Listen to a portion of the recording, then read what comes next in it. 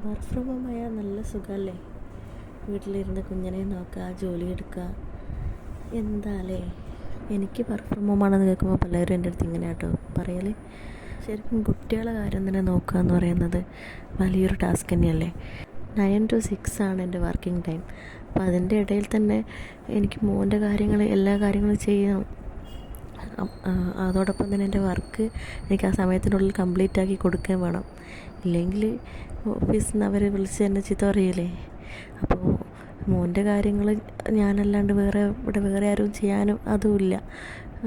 നമ്മൾ ചെയ്യേണ്ട കാര്യങ്ങൾ നമ്മൾ മെയിൻറ്റെയിൻ ചെയ്ത് കൊണ്ടുപോകുന്നത് നല്ല അതിൽ സുഖമായിട്ട് എനിക്ക് തന്നെ ഇതുവരെ സുഖമായിട്ട് തോന്നില്ല.